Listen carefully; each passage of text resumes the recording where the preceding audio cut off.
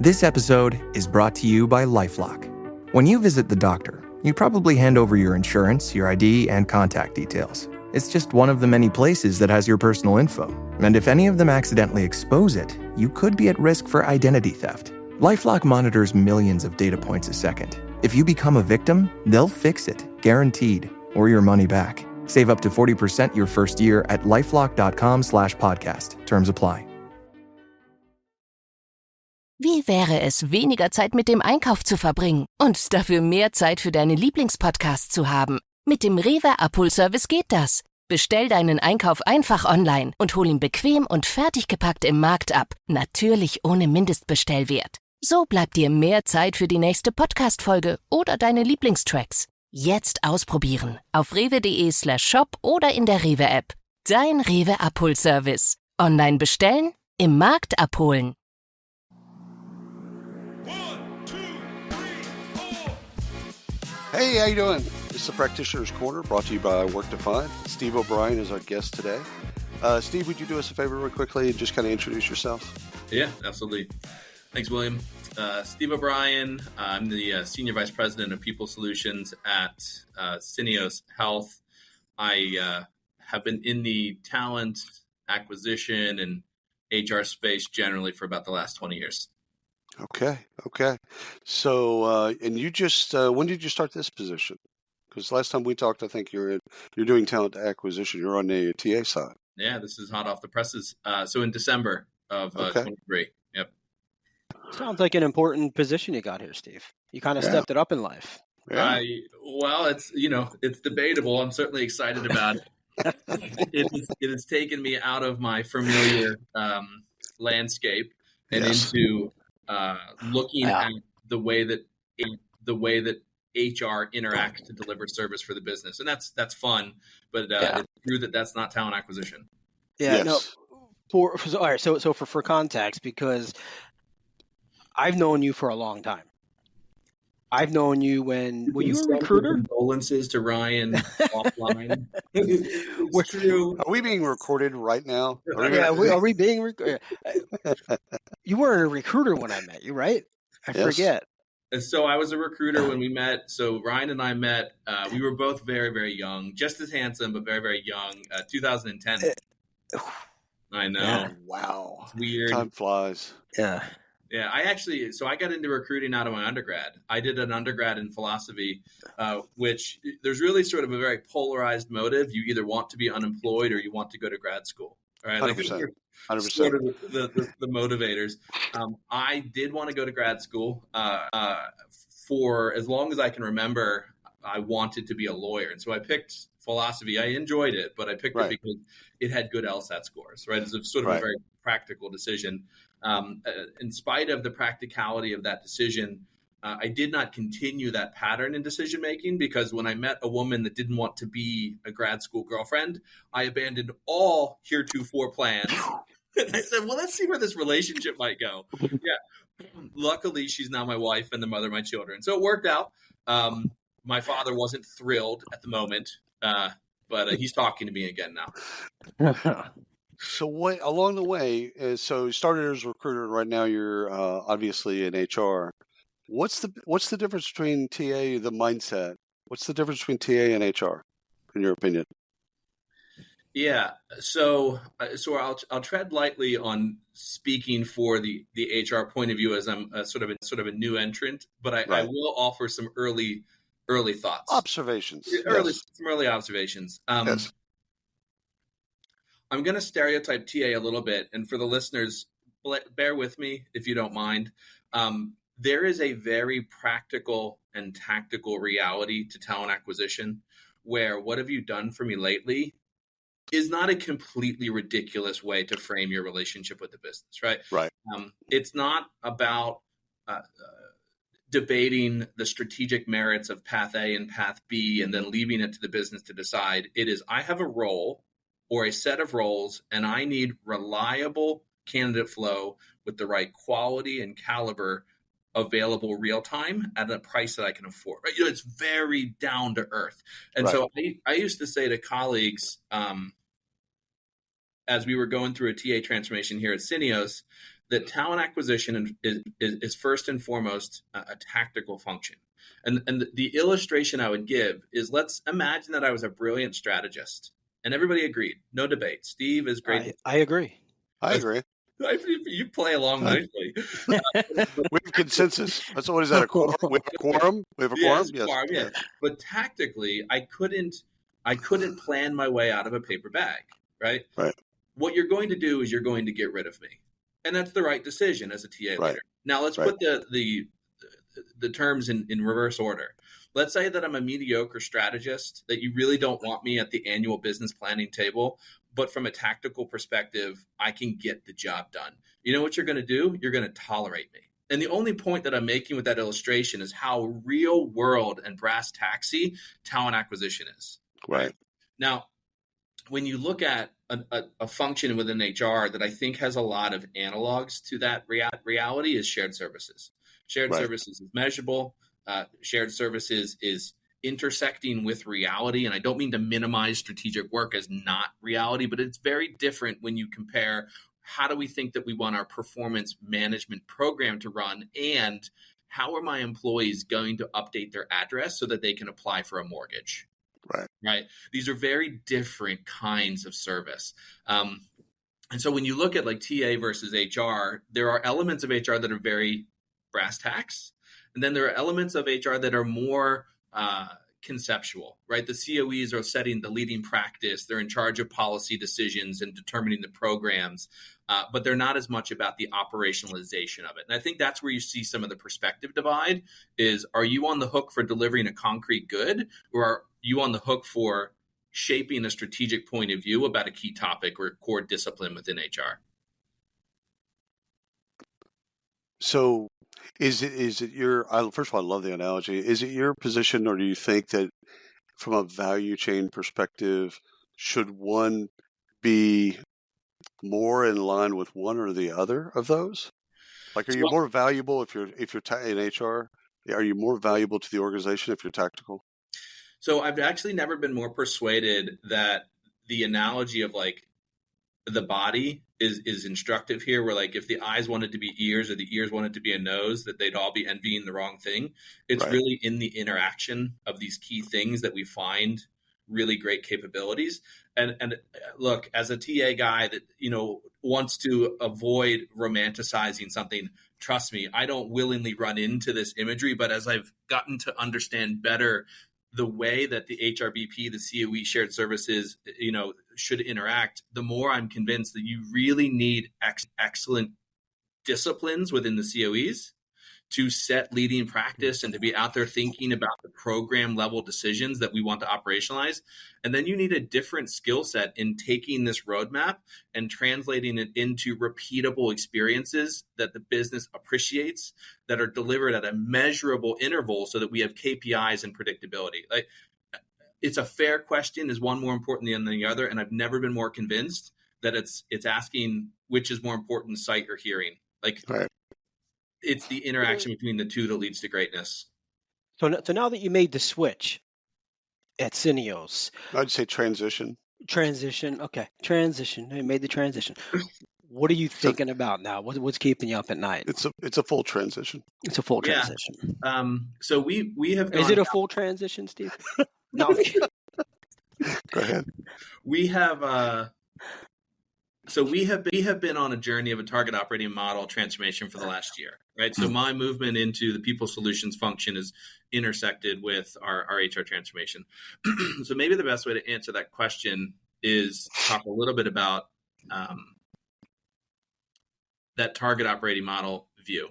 So what we have decided to do is to move into a modified ULRIC, right? So for those that are not HR nerds, the ULRIC model, generally speaking, is you've got the HRBPs, the COEs, and shared services, right? And a modification on the ULRIC would be, are you going to add a fourth capability? We have decided to add the fourth capability, people solutions, which is the group that I'm leading. What people solutions responsibility is to help facilitate bringing agility and change readiness into HR. Right. So if you had a criticism of the ULRIC model, and this is not Steve's insight, this is the kind of thing that if you Google enough, you're going to find this. The criticism of the ULRIC model is a bit brittle. It's sort of rigid, and that rigid can lead to friction between the components like the COEs and the shared services function. And that rigidity in some industries is just not fit for purpose. Syneos is a professional services company. We need to respond rapidly to customers. And the way that we respond to customers is deploying highly skilled people at the right place at the right time. That requires agility. So for us, launching people solutions was the way that we were going to introduce that flexibility into our target operating model. I love it. Okay, so the question is about programs, because in talent acquisition and in HR, you do a bunch of programs that you roll out, some of which roll out exactly how you think, and they're super successful, and some not so much, but it's experimentation, right? Yep. Without the company names and all of that stuff, Ryan and I were curious about programs that you've released and tried, again, through your career. Yep. At any given point, a program that went really well for you and a program that did not go well for you. Yeah. So I've got two good examples, and they actually both rely on the same pivot point, but one pivoted in my favor and the other it pivoted not so much. Violently away from me. Okay. Let's start with the bad. No. Let's just get into it. True Eagles fan right there. True. Stop it. So it happens to be that the bad sequences chronologically after the good. So it going pear-shaped caught me off guard. It was one of those things where I thought that, hey, this is going to work. It's worked before. So I've been on the supplier side for the majority of my career. I worked for IBM and Monster and various other providers. With Job.com before this, I was on the supplier side, but also acquiring lots of small to mid-sized organizations and rolling them up. Right. So most of my world has been trying to integrate a solution into a foreign culture from a company perspective. I'm not an employee of the company, and I'm trying to bed down a process in a foreign culture or a company. So what I wanted to do with this company, what had happened was, I wanted to agree to some principles that we were going to administer the program according to, but admittedly, the principles wouldn't be fully enforceable if people chose to not be honest about it, right? So I didn't have a system of record and a way to demonstrate at an aggregated level, you have non-compliance, right? What I would have needed to have is a gentleman's agreement in a sense that we're not going to do this. We all agree to adhere to this. And the truth is that if any of us wanted to betray this, I couldn't really prove it. So we've just got to stack hands, right? Right. I thought this was entirely reasonable. And I thought that it was the kind of agreement to lead to better outcomes than a ruthlessly legislative environment from a governance perspective. Yeah. And the client said to me, if you can't prove it, we're going to do it and you can't stop us. Nice. No longer reasonable. Huh. Truly flabbergasted. Like, honestly, you can't stop us. Huh. Yeah. And I was, I was so caught off guard, and this has happened a few times. I have a funny, similar anecdote I'll tell you, but I was so caught off guard. I wasn't angry. I was curious. Just have some crossed over. You genuinely become curious at the turn. Stick to anger, and I was really curious, and I said, would I be understanding you correctly that the only governance you'll agree to is what can be ruthlessly demonstrated? Punitive, yeah. Yeah, we have no shared agreements. It's only what can be enforced through systems of record. Okay. And honestly, the client was like, yes. Why would you think that anything else would be agreeable? And that just... That's a great question. I was using logic and rational thought, but you know what? Fair statement. Yeah. It was before the time of memes, but that would have been when you would have said, "This is why we can't have nice things." This is nice. That's perfect. This is it. How about a program where things just went remarkably well for you? Okay, yeah. So similar theme: informal agreements. Yes. And aspiring together with a customer or a stakeholder for what could be true, even though we admit at the moment it's not, right? So I had a customer, they agreed that they did not like my company. And they were not. I need to be in your world more. And I agreed with them. Yeah, it was one of these things where they're like, hey, all these things are factually true and also subjectively undesirable, right? And I was like, I kind of understand your analysis. So long story short, I said, do you believe that I care to fix this? And do you believe that I have the skills to fix it? Right? Like, before we dive in, like, where am I in your analysis of this problem? And long story short, they said, I do believe that you care, and I do believe that you could fix it. And I said, okay. So you have already put me on notice, right? Like, you've already notified my company that you no longer plan to do business. So what I'm going to ask for is, across the next 9 months, let me do what I believe is necessary and play along with my thesis about what that is. Right? Now, you may disagree and you may think I'm an idiot or it may not work. And worst case scenario, I'm gone in 9 months anyway. Best case scenario, we have a lot of history together and we could preserve a pretty special relationship if I'm right about what needs to be done. Even though I couldn't prove any of that, contra the original that I had told the story. This client said, fair enough, I'll play along. And I said, okay, first things first, all problems that we analyze will be devoid of fault finding.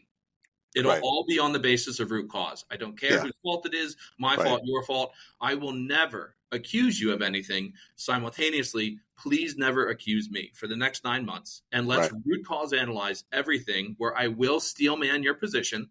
I will charitably interpret your feedback, and I will aspire to address it. Long story short, that client is actually still a customer of my previous employer. It worked. All of it was permission based. All of it was agreeing on what could be true if we both aligned on our vision for the program, and then committing to honor the spirit of that vision, even though I couldn't prove and they couldn't prove whether or not it was occurring. Go ahead, Ron. I'm curious around the point of proving. They seemed, based on your story, they seemed like they needed proof of everything. Where was that switch? Where did they say, yeah, okay, let's just go along for the ride? What made them take that? Yeah, so relationships can get into a factual arms race where there's legitimacy to both parties' frustration with the situation, but there's a suggestion that the path forward is this sort of zero-sum fault finding. You're like, either you're responsible or I'm responsible for the fact that neither of us like being out on this boat together, right? That's right. And I find that there are very few cases where that's practically or pragmatically a good way to approach reconciliation, right? Like reconciliation, to be a bit soft for a second about like these categories, but I do think they're highly relevant in partnerships and in building HR programs, is finding out how do we let go of the grievance list that we 100%. May legitimately have and instead focus on vision casting. What do we want to be true? And no, I'll probably fail to live up to it, and it won't be intentional, and I give you permission to call me out on it. And what do you want to be true so that we can align on how we're both pulling for this program? Right. It's what South Africa did after apartheid was truth and reconciliations. So they went through a period of time where they just said, okay, let's own our past. Yeah. Everyone. And we're not going to punish. We're not going to do any of that finger pointing or any of that other stuff. Everyone own up to what you did. That's right. And that was across the board. And then they moved forward, but they had to reconcile. And I'm kind of butchering the whole story, but they had to reconcile their past. Yeah. And instead of like, you did this and we'll never forget, and the grievance list, et cetera, they basically said, okay, let's get all that stuff out. Okay, we'll talk about it. But then we're going to turn the page and we're going to move forward together in a shared vision. And it's this kind of partnership strategy that I actually think is useful when looking at moving into a people solutions role, or useful at looking at how do we make HR as effective as it could be. When you're in talent acquisition, my perspective is that you have to learn how to let go and move forward with people that you've got some tough history with, or you can't be in talent acquisition. Right? Because if you carry all that weight on your shoulders, and every time a hiring manager disrespects you, doesn't show up for a briefing call, the technology doesn't work the way it was supposed to, or whatever, blah, blah, blah. Yeah, the weight on you as a professional is too high. And so 100%. you've got to build this muscle of letting go and moving forward and vision casting or contracting. And Yeah. so coming out of talent acquisition into a role like People Solutions that works across the COEs and the HRBPs, I feel like there's a lot of opportunity to apply not conflict resolution, but just cooperation generating relationship practices, right? Like the HRBPs have a legitimate and important desire to partner with business leaders to translate business strategy into people strategy. And that can generate friction sometimes when they're not getting the resources they need to meet that request or agreement with the business. Entirely legitimate. I'm not here to say that like, oh, you shouldn't be frustrated. Right. Also, we need to figure out, given you have made that promise, what can we do about it, right? And instead of like, grinding on should it or shouldn't be this way, should or shouldn't doesn't matter.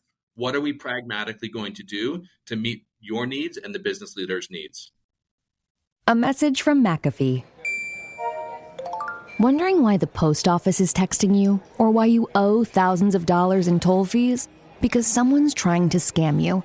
The good news, McAfee can help. With McAfee's award-winning scam detection, it's easy to tell what's real and what's fake over text, in your inbox, and online. If they're You want a free gift? Seriously? If they're faking it, they're not making it past us. Get award-winning scam detection today. McAfee.com/keepitreal. This episode is brought to you by Progressive Insurance. Do you ever find yourself playing the budgeting game? Well, with the Name Your Price tool from Progressive, you can find options that fit your budget and potentially lower your bills. Try it at Progressive.com. Progressive Casualty Insurance Company and Affiliates. Price and coverage match limited by state law. Not available in all states. So I want to go back to if your son or daughter were exiting college right now and they wanted to get into the talent game, what advice would you give them? Run. No, I would This say is not why I sent you to school. Starting fail. No, I'm sorry. Steve, what advice would you give? Because you've learned and accumulated a bunch of knowledge up till now, and you're going to keep accumulating. But what would you bestow upon them? Yeah, I would recommend that they start on the supplier side, personally. I think interesting. I think that you get a lot of laps around the track on the supplier side in a way that a corporate environment sometimes can't afford you. Right. I also think that there is some extraordinary value in the fundamentals of recruiting, time management, influence, negotiation, contracting with customers. Like all of these skills are wildly foundational for success later in your career. Right. So I think start on the supplier side is one. The second is don't rush out of the individual contributor stage of your career. One of the things that I've noticed is the desire to have evidence that your career is progressing often gets confused for getting promoted at 24 to being a director of talent acquisition, right? And the caution against that for me is you only have so many years, if that is your destiny, to be putting library books of experience and wisdom on the shelf. Once you've moved out of that chapter of life, your story creation as an individual contributor is over. So I hope you have built a big enough library of your personal experiences to generate credibility and relatability through the remainder of your career as you lead and manage others, right? The third is do ask yourself, where do I want to be in 10 to 15 years so that you don't inadvertently get stuck, right? And so recruiting is something, and this isn't true for everyone, but recruiting is something that can be like being an auditor or a consultant in a big four firm. There's a period of life where doing 2,000 hours during busy season works and fits with your priorities. But if you've done 2,000 hours the first quarter of a year for the last 15, at some point you get tired. And because talent acquisition is such a delivery focused function, do pursue self-awareness about, can I do this for 30 years? Is that my path? And if it isn't, be considering what your various off-ramps are and ways that you want to contribute to talent after you've done your time carrying a bag, so to speak, or being responsible for a rec load. So where in your career, this is interesting. I'm going to dig a little deeper here. So take us back to the recruiter days. Walk us up. Where did your career, or has it fallen in line to this advice? Or is this experience saying, don't do what I did? No. So I did, so I carried a rec load for about 7 years. I would be dishonest if I were to suggest that I didn't want to move faster, so to speak. Mm-hmm. I was fortunate that I was not able to. That I just wasn't good enough. Yeah, I was really suppressed in a lot of ways. I was kept in the rec carrying business for a long time, and it benefited me. Right. And then the pivot point for me. So I was on the contract recruiting side for 3 years. I was on the professional services side for 3 years, and then sort of project managing talent acquisition projects for about 1 year to 2 years. That's sort of how the chunks went for me. And what I realized as I was doing that second chapter, the professional services work, what I really enjoyed was making large talent acquisition systems work for a customer, as opposed to filling the individual recs. Now, I still filled individual recs, but it was the art of building teams that could all pull in the same direction that really attracted me. And so that helped me realize, where Ryan and I met was a company called Connexa. And that's what made me realize when I was at Connexa that what I loved was building cultures that produced great talent acquisition teams and helping customers benefit from that high performance. And so that was the off-ramp for me about year 7, was into managing programs and building that kind of culture and team capability. Any evidence that you've seen or that great corporate recruiters have a starting in staffing? Because I've heard this the entire time I've been in the industry, is that recruiters, if you really want to learn recruiting, go work for, Manpower, go work for somebody over there and go do the bit, work both sides of a desk, do that whole way. I mean, you do that whole thing. And then when you get to a corporate environment, you'll be ready. Yeah. Now, I don't have any proof that any of that is true, but I wanted to get your take on it. So this is the kind of question that confirmation bias is going to be all over for me, because I have a preconceived belief because I went through that path. And so I'm programmed to see the world through those lenses. But that said, the reason that I think it's not simply confirmation bias is that if you are in a high volume agency recruiting environment, there are some fundamental things that you need to be able to survive with your head screwed on. Right. And if you can survive, benefits, right? Like the ability to, with grace, navigate a really upset customer. Right. If you're on the agency side, you're going to get that in spades. Oh yeah. And developing the emotional. 10 a week coming your way. Oh yeah. It's the first 30 minutes of Saving Private Ryan. If you could just survive. Yeah. If you could just survive that first 30 minutes, you're good. You got a shot. It's 100% the case. So that is really instructive. And it's not that you don't get that in the corporate world. Right. It's the concentration of it, right? Yes. And then like carrying a rec load and having to perform. When you're on the agency side, especially when I was recruiting, I think maybe not as perfectly true now. You don't have applicants. You don't have employee referrals. You don't have internals. You have one source channel, people that you have persuaded to apply to your customer's role, right? And so to start your recruiting career so focused on direct sourcing allows you to build deep competency in one of the hardest source channels, right? And so when you then do move corporate and you've got I think it's a luxury, and I don't think it's a bad thing to have it. I think it's a great thing. Right. You add internals, employee referrals, and applicants into your source channel mix because you've already got that core competency in sourcing. I just think it makes you a more resourceful and balanced recruiter personally. Okay. I wouldn't, not that you're asking for my opinion here, but I would not disagree. You spent a lot of time.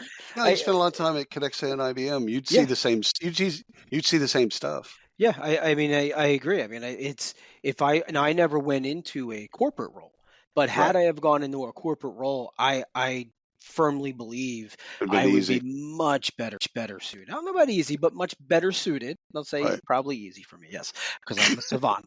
Yeah. Let's be real. Let's be real. That I just think I'd be much better situated to succeed and to help the team along, to Yeah. move the team forward. And this is also again from a specific perspective and context on talent acquisition, right? Right. And so, like, admittedly, there are what I call unicorn recruiters. There are unicorn recruiters that are built in a way that they will have a successful 30-year career in talent acquisition. Right. I just find that many people have a lifetime limit on the number of cold calls and rejections they can take. 100%. And Yeah. when you've reached that limit, you've reached that limit, right? So I That's right. acknowledge the unicorns, right? Right. And I also acknowledge that there are folks that are in the corporate recruiting world from the jump, and their tenacity and their composition as a person Curiosity. Yeah. is going to drive them into the same behaviors and core capabilities that you get coming out of the agency world. But if you ask me, you've got 10,000 humans, Yeah. and you want to make the maximum number of great recruiters give me their path, Yeah. I'm probably going to throw them in a bullpen for at least the first 18 months. Yes. Yes. Kelly Services. Here you go. Go. You're spending 2 years there. Good luck. Also get a placement, you get a chair. I mean, let's just be real. That's just how it works. We'll move you off boxes. So at first you sit on copy boxes, and then you start accumulating stuff. Oh, now you get a phone. Yeah. Steve, Not saying we've all been there, but you know. So success around you. The question I'm going to ask is twofold. It's the people that surround you. What characteristics do they have to interact with you in a really successful way?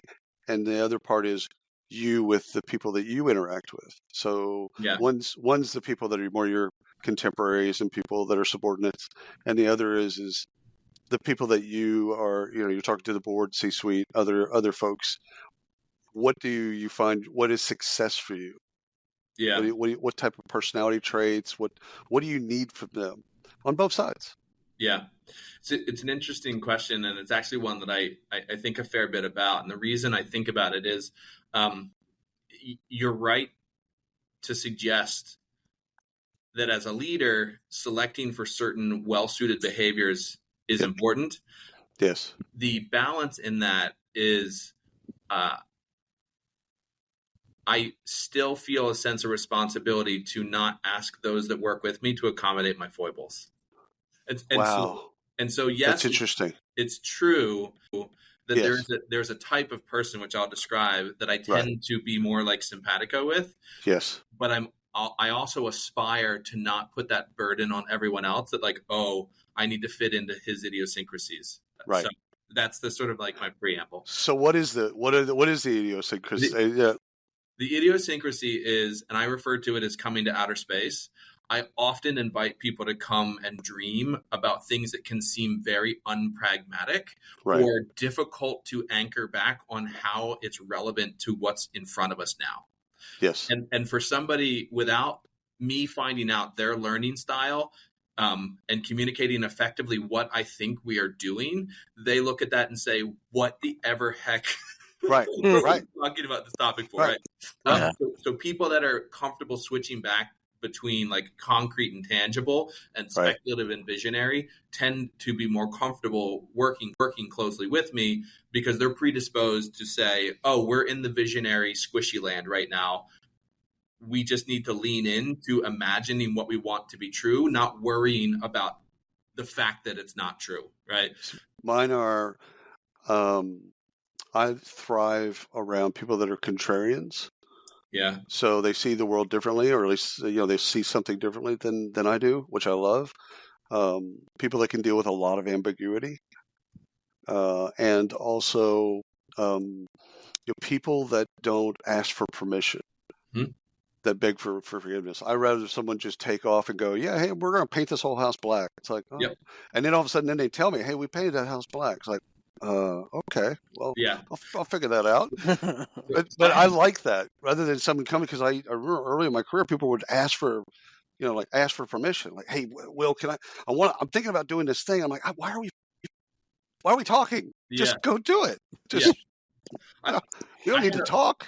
I had a boss. So when I was 23, 24, I was a bit of a cannonball. And it led me into situations where frequently bosses would need to like redirect me. And you're not getting that today. That's yeah. Well, let's be real. Come on. That's right. So when I was about a year and a half into my career, I had a boss very compassionately take the sting out of a redirection by saying that it's easier for them to redirect someone with inertia than to get someone not moving to move.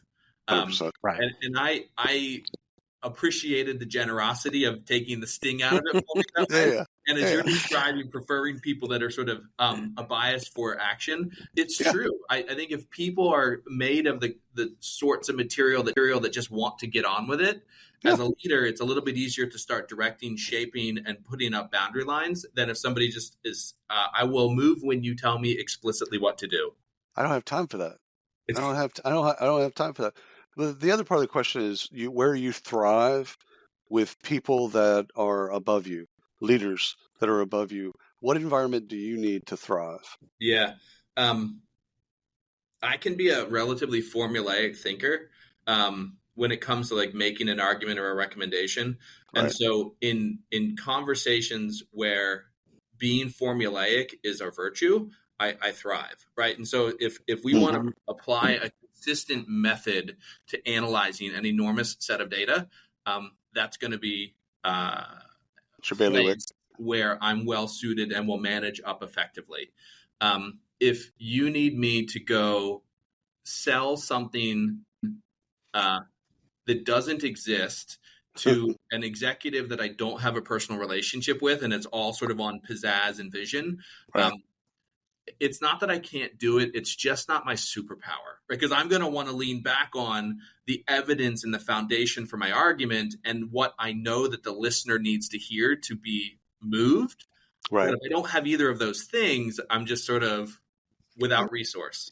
Yeah. Yeah. It's more of at that point, it's more of a carnival trick or a parlor trick. Yeah. And some people are good at that. And I mean, again, I think as I'm thinking about it, I think your degree in philosophy and its anchors of philosophy, I think that probably has something to do with the way that you are right now. Yeah, I think that's right. I have habituated a fairly methodical approach to thinking and making an argument. And as long as you don't kill people with exotic language, which every day I try and do a better job at, 100%. Many folks find that it makes the argument democratically accessible. Right, that like I can see where he's coming from, even if I disagree, and that decreases tension and improves dialogue. In my experience, where hey, look, you may think that my analysis is wrong, but at least you understand my analysis. Yeah. So I know you're a thinker. I also know you're a reader. Tell us what's on your nightstand. What are you reading? So at the moment, paper. I'm rounding third on Dune. Oh, the sci-fi. Yeah. It's excellent. Not what I expected. Okay. Yeah. Okay. So I do read a lot of nonfiction, and I will toss a bone towards the nonfiction category because I've always got something going there. But I've tried to broaden my horizons a little bit to include some high quality nonfiction or fiction rather. And Dune. So I'm about 800 pages in. It's so good. If you haven't read it, at least consider tossing it on Audible. Really great story. Wow. Okay. And then in the nonfiction world, I just finished up Hidden Potential by Adam Grant. Yeah. So we're going through a revolution that shows up in all the thought leader blurbs, Josh Bersin, Accenture, all the sort of the tastemakers of HR in regards to the skills revolution, right? And so moving away from the job title, career path, sort of terminal role image of talent into the we are uniquely composed of a large collection of skills that can unexpectedly produce adjacent capabilities that lead to paths that we haven't thought about before. And so as we're going through that transformation at Syneos and trying to think about what's our point of view on skills, I thought reading Adam Grant's Hidden Potential would be apropos. My struggle with skills is the lack of skills. Okay. It's okay. So all three of us went through the era of competency models. Yep. Where everyone fell in love with these large competency models, and we kind of rolled them out, etc. Only to find out that if you don't roll it out to every single facet of what you do in talent, all the way from sourcing to outplacement, then really you're only using it in a certain way, and you're only using it in a certain area, and it kind of fails. If you're not hiring to it and firing to it, then well, what are you even doing it? I look at skills currently. Now I might look at it differently in a year or two differently, but I look at skills as just the same stuff with different language. It's almost Animal Farm like we're just using different words to say the same thing. And I've had people that are experts at competency models and skills say, no, it's different. Yeah. Skills are more micro. Okay, fair, got it, totally understand. However, if it doesn't proliferate, in my opinion, by the way, humble as it may be, if it doesn't proliferate your entire organization, then again, what's the real uptake? Yeah. So I vigorously agree with that. I think that one of the risks with the skills-based paradigm is that it becomes nothing more than a re-articulation of a competency perspective. Right. So we can return to that, but on that observation, I agree. The awareness that if this doesn't inform decision-making, which is a super simple articulation about that, if it doesn't inform who you hire, how you promote, and who you fire, then it's a really ornate dressing on something that never gets showtime. And then the third thing about skills is, and each of these are actually part of our internal dialogue at Syneos about how we want to address these objections or think about these because they're material. Right. The third is the risk that we run to suggest that talent is simply a constellation of skills. Right. Human beings are just, Orion in the sky, and here is why is that person an archer? Because these stars intersect this way, and that skills constellation is who they are, right? We know that's not true, right? That grinds on us. But the question or the opportunity then is, how are you going to ensure your skills approach at work is not reductive, right? Ryan, last question. Bring it. Last question. Wow. I wasn't ready for that. I gotta think of a last question. All right, Steve. So let's wrap this up with 3 nuggets. Give us 3 nuggets off the top of your head here that the audience can take away about Steve and Steve's career. All right, let's see. As you're going through your journey, always take personally creating your own excellence, right? Like whatever stage or step that you're at, commit yourself to becoming really, really great at something. The second is build relationships where you actively pursue tough feedback, and be able to take that without taking it personally. One of the most instructive moments in my career was a boss that I had who caught me playing poker at work. This was back in the internet days where online poker was big-ish. And he could have fired me for it. And at a minimum, he could have really just expressed outrage, right? And then instead, he called me into his office, and all he said is, "You're better than this, and we need you at your best." How much you up? Well, from a career coaching perspective, a lot. From a poker perspective, I'm not. And so always pursue those relationships that'll tell you the tough things that you need to hear, and cultivate an ability to not take it personally. And then the third thing, invest in continuous learning. And I get a sort of like a cliched reputation at work because I am always reading something. I do think that there's so much value in whether it's classics or it's modern nonfiction like Adam Grant and IO Psych research. The benefit to your own ability to think clearly that you get from reading the thoughts of others would be difficult to overexpress. And as professionals and white collar workers in human resources or talent acquisition, a big part of what we do is think clearly and persuade others to apply their efforts according to our clear thoughts. And so always learning and improving your ability to do that is valuable. Drops mic, walks off stage. Steve, thank you so much for coming on Practitioner's Corner. It's a pleasure. 1,